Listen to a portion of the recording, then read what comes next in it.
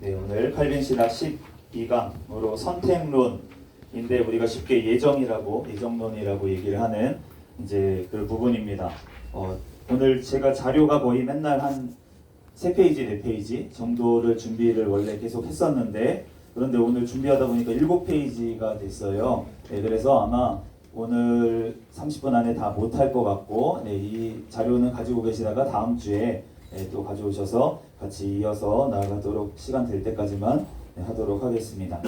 네, 오늘 이 예정론은 사실은 가장 장로교에 보면은 장로교의 꽃이야 예정론 이렇게 얘기를 하기도 하고 또 가장 공격을 많이 받는 다른 타 교단에서 너네 예정 이렇게 믿는다며? 라고 하면서 가장 많이 공격을 하는 부분이 또한 예정론이기 때문에 우리가 이 예정론에 대해서 사실은 잘 알고 있어야 되고 이것이 되게 중요하기 때문에 물론 중요합니다. 물론 중요하지만 다른 모든 조직신학에서 배우는 모든 것들이 다 중요한데 그런데 왜 이 부분에 대해서 이렇게 공격을 받고 또 우리가 그러면 이 부분에 대해서 장로교 목사면 공격이 들어오게 되어 있어요. 우리가 다니다가 어떤 감리교 분들이나 만나게 되면 사실은 뭐 연합하고 같이 이제 예수님 안에서 하나로 되어 나아가야 되지만 그럼에도 불구하고 변증을 해야 될 때가 또 있습니다. 네, 그래서 우리가 잘 알아야 되는 부분이다. 그런 의미에서 이제 잘 알아야 되고 오늘 개요를 우선은 보시면은 이 칼빈 이전에도 우리가 이 초대 교부 시대에는 펠라기우스라고 하는 사람이 있었습니다. 이분은 무엇을 주장했냐면 자유의지가 살아있다. 우리는 자유의지가 있기 때문에 우리가 자유의지로 믿어야 돼. 우리가 원죄를 가지고 태어나는 게 아니야 라고 이분은 주장을 했습니다. 그런데 우리는 자유의지가 죽었다고 믿습니다. 우리는 원죄로 말미암아 자유의지는 잃어버렸고 우리의 힘으로 구원받을 방법은 없습니다. 그런데 그래서 오늘 이게 나오는 거예요. 결국은 하나님께서 우리를 은혜로 택하셨다. 하나님께서 우리를 은혜로 택하셨기 때문에 우리가 구원에 이르게 되는 것이지 우리의 힘으로 우리의 의지로 하나님을 선택해서 우리가 믿어서 믿는다고 하는 건 맞지만 그 믿음도 우리에게 주어져서 우리가 믿는 것이지 우리의 의지로 선택하는 것이 아니다. 그래서 이 아우구스티누스를 비롯한 많은 교부들이 이제 이 부분에 대해서 이제 강조를 하게 된 이유가 그러한 배경에 있고요. 그리고 많은 신학자들이 예정을 이제 설명을 했습니다. 그런데 이 예정이라고 하는 걸 어디서 그러면 다루냐? 우리가 성경 말씀에 이제 조직적으로 이제 공부를 하다 보면 주제별로 이제 나누게 되잖아요. 그게 조직 신학이고 성경 말씀을 그냥 쭉 처음부터 창세기부터 계시록까지 쭉 읽다가 보면은 이제 중간중간에 나오는 부분인데 그 부분에서 그러면 어떤 부분에서 우리가 다룰 것인가를 이제 많은 사람들이 신론에서 섭리를 다루는 부분에서 이거를 다뤘다는 것이죠. 그런데 이 칼빈도 1539년부터 50년까지 이제 기독교 강요 여러 이제 판들이 계속 업그레이드가 됐는데 그 와중에는 예정을 섭리의 일부로 다뤘습니다. 그래서 저희가 이제 제가 이 구리에서도 하고 있는 것은 1559년에 나온 최종판, 라틴어 최종판의 번역본을 가지고 이제 하고 있는데 최종판에서는 그런데 달라졌어요. 그거를 제3권의 기도에 대한 부분 그리고 마지막 장의 최후 부활에 관한 장 사이에 21장부터 24장까지의 바로 이 예정에 대한 말씀이 이제 기록되어 있고 그것에 대해서 이제 가르쳤던 것을 보게 됩니다. 칼빈이 이렇게 다룬 이유가 무엇이냐라고 했을 때 신론에서 다루는 것이 아니라 그럼 구원론에서 다룬 이유가 무엇이냐?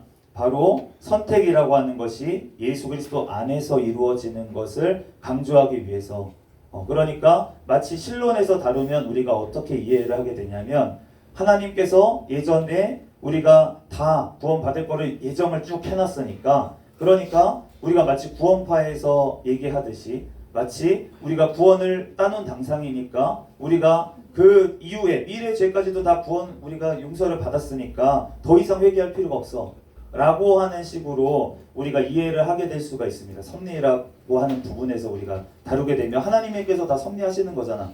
그러면은 우리가 노력할 필요도 없고 우리가 뭐 성화에 대해서 얘기할 필요도 없고 그런 거 아닌가 라고 우리가 오해를 할 수 있기 때문에 그렇다는 것이 아니라 오해를 살 수가 있기 때문에 그리스도 안에서 우리가 이 예정이 이루어지고 예수 그리스도 안에서 이것이 선택이 되어지는 구원의 문제에 우리가 되어 있다라는 것을 명확하게 아멘. 보여주기 위해서 지금 순서를 이렇게 바꿨다라고 볼 수가 있습니다. 그래서 이제 칼빈이 예정론을 다룰 때는 바로 실천적 측면을 고려해서 실천적 측면을 고려해서 이제 이렇게 배치를 바꾼 것이고, 이것은 또한 무엇을 통해서 알 수 있냐면 칼빈이 설교에서는 이 예정에 대해서 그렇게 많이 다루지 않았다라는 것을 보면 또 알 수가 있습니다. 그러니까 우리가 목회를 하는 입장에서 우리가 성도가 어린 성도가 왔는데, 그런데 야 너는 벌써 예정됐어 라는 식으로 우리는 얘기할 수가 없다는 것이죠. 아멘. 네, 그런 부분들을 먼저 다뤄서는 안 된다는 것입니다. 그런데 우리가 신앙이 성장했을 때 정말 영적인 세계까지 보고 이런 분들에게는 예정을 얘기했을 때 아무 부작용이 없습니다. 오히려 어떤 장점이 있냐면 우리가 뒤에서 살펴볼 것처럼 다 하나님이 하셨습니다라는 겸손으로 우리가 나아가게 되는 그러한 바로 그것이 바로 예정이라는 것이죠. 아멘. 그렇기 때문에 이 예정이라고 하는 부분에 대해서 이제 필요성을 우선 살펴보도록 하겠습니다. 첫 번째로는 우리가 결국은 예정이라고 하는 것은 전도와 목회에 관련된 문제입니다. 아멘. 그러니까 똑같은 복음을 듣고 누구는 왜 주님께로 나오고 어떤 사람은 왜 나오지 않는가라는 문제부터 많은 사람들이 질문하죠. 안 믿는 사람들이 야 그러면 이순신 장군은 세종대왕은 어떻게 됐는데? 라고 우리에게 질문을 하는 그러한 질문들에도 우리가 답을 하는 저는 결국은 우리는 모른다라는 겁니다. 그분의 구원을 모른다 그러는 게 아니라 왜 그분을 세종대왕을 구원하지 않으셨는지는 모르겠다. 왜 그때 복음이 전해지지 않았는지 모르겠어. 그렇지만 오직 예수 그리스도 외에는 구원받을 길은 없어. 그런데 왜 하나님이 그렇게 그러면 그 사람은 세종대왕을 왜 지옥 가게 예정하셨어? 몰라. 라고 하는 게 우리의 대답이라는 것이죠. 그러니까 성경 말씀에서 이 예정의 필요성을 다루는 부분은 목회 그리고 전도에서 우리가 피할 수가 없는 그러한 부분이다라는 것입니다. 칼빈은 이렇게 얘기합니다. 생명에부터 읽어보겠습니다. 시작. 생명의 언약이 모든 사람 가운데 동등하게 선포되지는 않으며 그것이 선포되는 사람 가운데서도 누구나 그 자리에 동일하게 발견되지 않는다. 그리하여 모두에게 영구적으로나 같은 정도로 받아들여지지 않는다. 그 다양성 가운데 하나님의 심판의 놀라운 깊이가 드러난다. 아멘.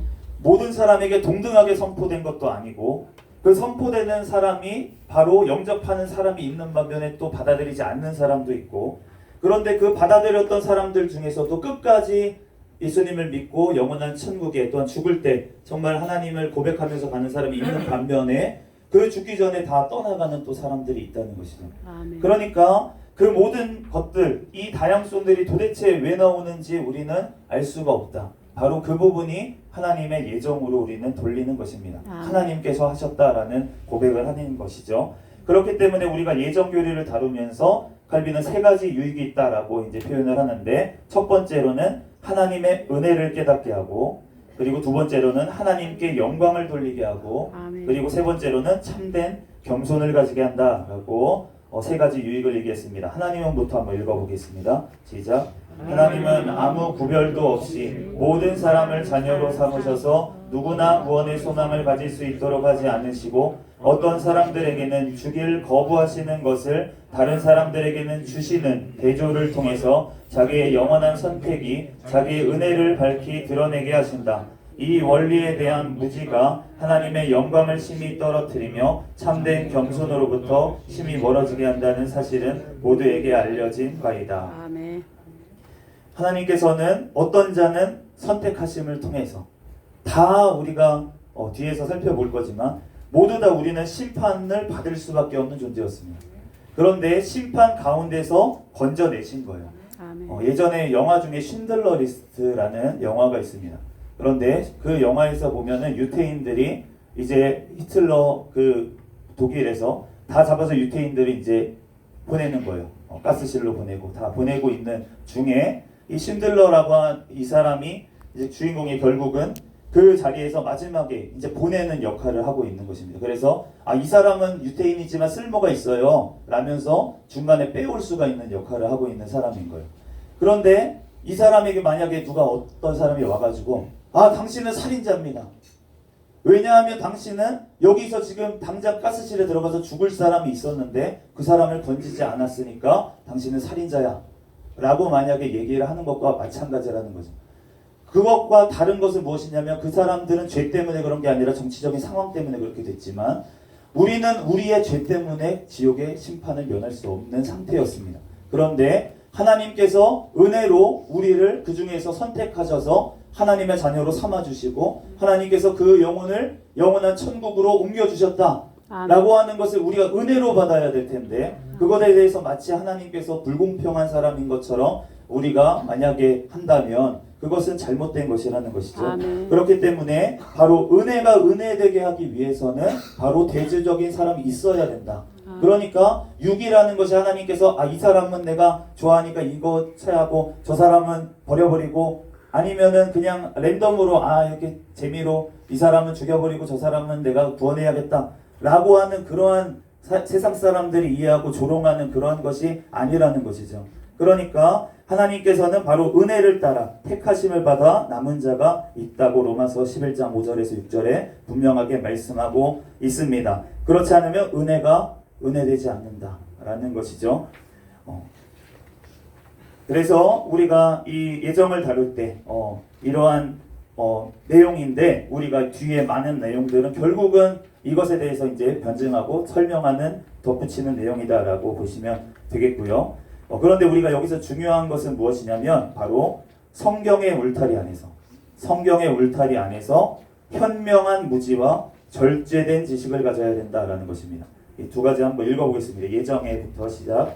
예정에 관하여 하나님의 말씀이 밝히 알려주는 것 외에 다른 지식을 추구하는 것은 제정신을 잃고 길없는 광야를 향하여 나서는 것이나 어두운 곳에서 무엇을 보려 하는 것이나 다를 바 없다. 우리는 이 사안에 대해서 무언가 모르고 있다는 것을 부끄럽게 여기지 말자. 여기에 어떤 현명한 무지가 있기 때문이다. 바로 현명한 무지가 있다는 것입니다.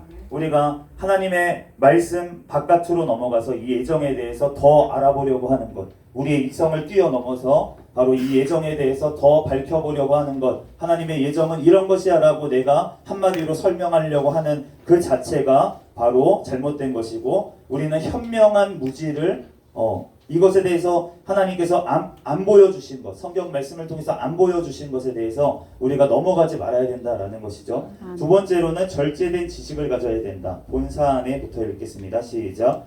본사안의 한계를 적절히 유지하기 위하여 또한 우리는 우리의 지성을 다스리는 확실한 규범이 되는 주님의 말씀으로 돌아가야 한다. 왜냐하면 성경은 성령의 학교로서 필요하기도 하고 유용하기도 한 지식을 하나도 빠짐없이 담고 있으며 유익한 것만 알도록 가르치기 때문이다. 아멘. 아멘.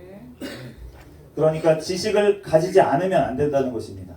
절제된 지식을 가져야 된다는 거예요. 그거는 성경의 테두리 안에서 우리가 하나님께서 말씀하신 부분들에 대해서는 우리가 분명하게 알아야 된다는 것입니다. 왜냐하면 그것은 우리에게 유익하기 때문에 성경에 쓰여 놓으신 것이기 때문에 그 지식은 우리가 알아야 된다는 것이죠. 그렇지만 그 경계가 분명해야 된다. 하나님의 말씀 밖으로 넘어가는 부분에 대해서는 우리가 더 알려고 해서는 안 된다. 그 부분은 모른다고 우리가 하는 것, 그것이 부끄러운 것이 아니라 오히려 그것을 설명하려고 억지로 푸는 것, 그것이 오히려 잘못된 것이다 라는 것입니다. 우리가 천사가 하나님의 말씀의 경계 안에 있을 때는 천사였습니다. 그런데 하나님의 말씀의 경계를 벗어나니까 어떻게 됩니까? 사탄이 되는 것입니다. 그러므로 우리가 하나님의 말씀의 경계를 넘어가려고 하는 것이 바로 사탄의 그러한 꼬임이라는 것을 우리가 기억하면서 절제를 해야 된다. 오늘 하나님께서 계속 여러 교수님들 말씀을 통해서 절제를 얘기를 하시는데 이 절제가 우리가 지식에도 우리가 성경의 말씀의 범위를 벗어나는 그러한 지식에 대해서도 우리가 알려고 하거나 더 막 설명하려고 하고 하는 것들은 우리가 절제가 돼야 된다라는 것이고요. 그래서 우리가 이제 칼빈이 비난을 받는 가장 중요한 부분인데 어떤 이들은부터 한번 읽어보겠습니다. 시작. 어떤 이들에게는 영생이, 다른 이들에게는 영원한 저주가 예정되었다. 이것을 쉽게 신학적으로는 이중 예정이라고 얘기를 합니다. 그리고 이제 웨슬리 계열의 그러한 곳에서는 예지 예정을 얘기를 합니다. 그래서 그런데 루터나 이런 사람들도 사실은 약간 예지 예정에 가까운 얘기를 했었습니다. 그러니까 이 이중 예정을 참 공격이 많이 받는 그러한 것인데, 우리가 이중 예정이라고 한자로 하다 보니까 마치 이 문장 자체로 보면 어떤 이들에게는 영생이, 그리고 어떤 이들에게는 영원한 저주가 예정되었다라고 하니까, 그러니까 우리가 뭐 하나님이 굉장히 나쁜 그런 하나님, 무슨 우리를 마음대로 하시려고 하는 그런 하나님, 이렇게 우리가 바라볼 수가 있는데, 그런데 우리가 창세기 말씀도 보다 보면 그러면 빛과 어둠을 나눴다 이렇게 말씀을 하십니다. 그런데 빛과 어둠을 나눴다라고 하는 말이 이제 원어로 보면은 원어 교수님께서 설명을 해주실 거고, 영어로만 봐도 어둠으로부터 빛을 꺼내냈다는 거예요. 분리해냈다는 것입니다. 구별했고 거룩하게 만들었다는 것이죠.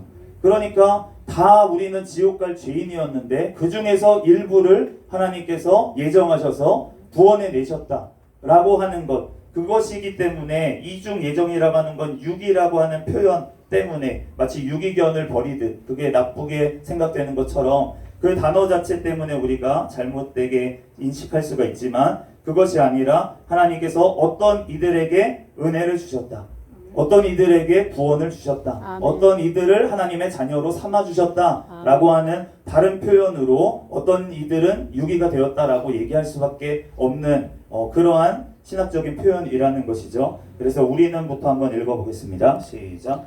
우리는 예정과 예지를 모두 하나님께 속한 것으로 여기지만 그렇다고 해서 예정을 예지에 종속시키는 것은 앞뒤가 맞지 않다고 말한다. 우리가 예지를 하나님께 돌려드릴 때 이는 모든 것이 그의 눈앞에 항상 있었으며 영구적으로 그렇게 머물러 있으므로 그의 지식에는 미래의 것도 과거의 것도 없으며 모든 것이 현재의 것이라는 사실을 의미한다. 예정은 하나님의 영원한 작정이다. 이로써 그는 각 사람이 무엇이 되기를 원하시는 것에 대하여 자기 자신과 협약하셨다. 왜냐하면 모든 사람이 같은 처지로 창조된 것이 아니라 어떤 사람들에게는 영원한 생명이, 다른 사람들에게는 영원한 저주가 미리 정해지기 때문이다. 이것이 참 인정이 되기가 어려운 부분이 있습니다. 그래서 우리의 이성으로는 이해가 가지가 않죠. 왜 하나님이 그러면 어떤 사람들은 하시고 어떤 사람들은 안 하셨지? 우리가 그거에 집중하는 것이 아니라 이것을 하나님께서 아까 전에 우리가 목적을 잘 염두에 계속 둬야 되는데, 그것은 하나님께서 이 예정 교리를 통해서 우리에게 무엇을 원하시는지 우리가 계속 기억을 해야 됩니다. 바로 하나님의 은혜를 깨닫게 하고, 내가 무엇을 해서, 내가 어떠한 잘난 행동을 해서 구원받는 것이 아니라 바로 하나님의 은혜로, 전적인 은혜로 구원받았다라는 것을 얘기하고 있고, 그리고 그것을 통해서 나의 구원의 전 과정이 하나님 앞에 영광 올려드리게 되는 것이고, 그리고 무엇을 하든지 내가 했다고 하는 것이 아니라 하나님 앞에 하나님께서 하셨다는 믿음의 고백, 겸손이 우리에게 있게 만들어주는 것이 바로, 그리고 하나님께서 우리가 참된 겸손, 하나님께서 하시는 것에 대해서 우리가 다 알 수 없다는 것을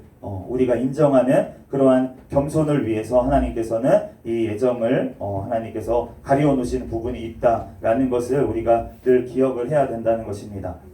이것에 대해서 결국은 우리가 성경 말씀으로 우리가 알 수가 있는데, 오늘 여기까지 하면은 될 것 같습니다. 성경의 증언에 대해서 첫 번째로, 창세전 선택은 택함 받은 자의 공로를 전제하지 않은 무조건적 은혜다. 에베소서 1장 4절에서 5절 말씀을 읽겠습니다. 시작. 곧 창세전에 그리스도 안에서 우리를 택하사 우리로 사랑 안에서 그 앞에 거룩하고 흠이 없게 하시려고 그 기쁘신 뜻대로 우리를 예정하사 예수 그리스도로 말미암아 자기의 아들들이 되게 하셨으니, 창세전에 그리스도 안에서 우리를 택했다라고 말씀하고 있습니다. 그러므로 우리의 공로는 절대로 들어갈 여지가 없습니다. 아멘. 바로 하나님의 무조건적인 은혜로 택하심을 받은 것입니다. 그러므로 우리가 하나님 앞에서 자랑할 것이 아무것도 없고 오직 무조건적인 하나님의 은혜를 우리는 찬양해야 될 줄로 믿습니다. 아멘. 두 번째로, 거룩해서가 아니라 거룩해지도록 택하신 것입니다. 아멘. 에베소서 1장 4절 5절 읽은 부분에 거룩하고 흠이 없게 하시려고 그 기쁘신 뜻으로 예정하셨다라고 말씀하고 있습니다. 거룩하고 흠이 없기 때문에 예정하신 것이 아니라, 또는 예지하셔서 미래에는 얘가 거룩하고 흠이 없게 될 것이기 때문에 예정하신 것도 아니고 하나님께서 거룩하고 흠이 없게 만드시려고 하나님께서 거룩하고 흠이 없게 되게 하려고 주님께서 예정하셨다라고 말씀하고 있습니다. 그러므로 거룩해서가 아니라 거룩해지도록 택하셨다면 우리의 공로는 들어갈 것이 아무것도 없다. 우리가 잘해서 하나님 앞에 자랑할 것도 아무것도 없다는 것입니다. 디모데후서 1장 9절에 읽겠습니다. 시작. 하나님이 우리를 구원하사 거룩하신 소명으로 부르심은 우리의 행위대로 하심이 아니요 오직 자기의 뜻과 영원 전부터 그리스도 예수 안에서 우리에게 주신 은혜대로 하심이라. 아멘. 바로 거룩하신 소명으로 우리를 부르셨습니다. 바로 우리를 거룩하게 하시기 위한 하나님의 계획 가운데 우리가 있는 줄로 믿습니다. 아멘. 세 번째로 그리스도가 선택의 주체이십니다. 요한복음 6장 37절을 읽겠습니다. 시작.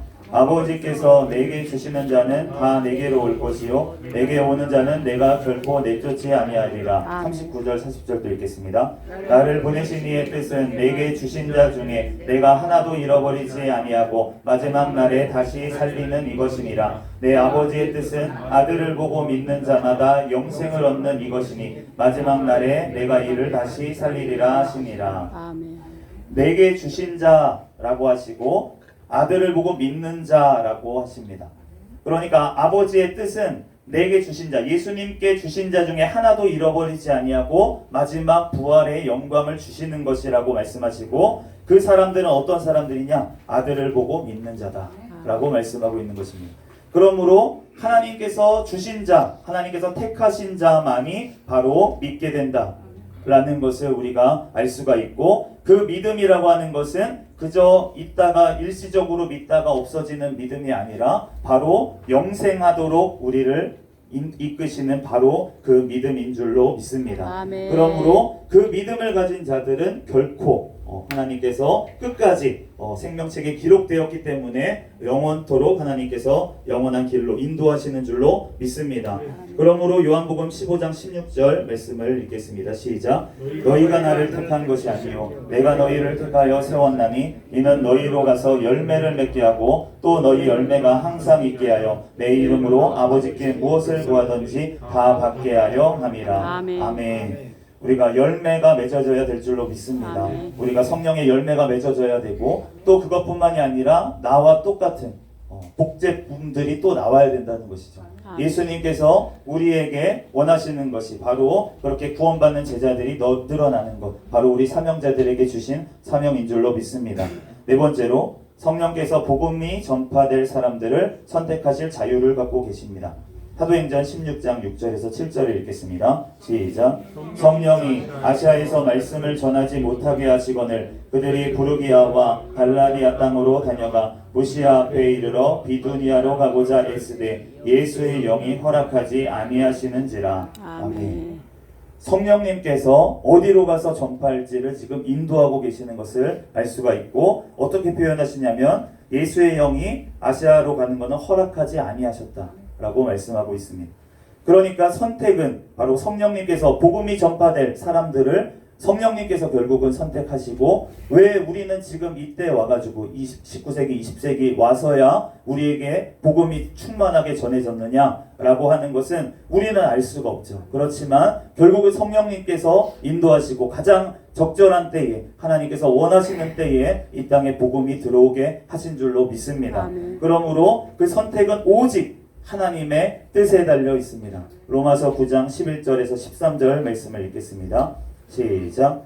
그 자식들이 아직 나지도 아니하고 무슨 선이나 악을 행하지 아니한 때에 택하심을 따라 되는 하나님의 뜻이 행위로 말미암지 않고 오직 부르시는 이로 말미암아 서게 하려 하사 리브가에게 이르시되 큰 자가 어린 자를 섬기리라 하셨나니 기록된 바 내가 야곱은 사랑하고 에서는 미워하였다 하심과 같으니라. 아멘. 선택은 오직 하나님의 뜻으로 말미암는 줄로 믿습니다. 아멘. 그렇지만 그 하나님의 뜻을 알려고 하는 것, 그것이 바로 우리의 교만이라는 것을 우리가 깨달을 때 하나님 앞에 모든 것들을 하나님의 주권에 우리가 맡겨드리고 하나님의 경륜 가운데 우리를 예정하사 하나님의 자녀 삼아 주신 은혜에 우리가 하나님께 영광을 올려 드리게 될 줄로 믿습니다. 우리 마지막으로 파란색 글씨 어떤부터 읽고 오늘 마치도록 하겠습니다. 시작. 어떤 복로도 없는 야곱이 은혜로 취하심을 받게 되듯이 아직 범죄로 더럽혀지지 않는 에서가 미움을 받게 된다. 아무 선한 일과 악한 일을 하지 않았음에도 하나는 택함을 받았고 하나는 배척을 당했음은 특별히 강조하는 것은 하나님의 여정의 기초가 행위에 있지 않음을 증명하기 위해서이다. 아멘.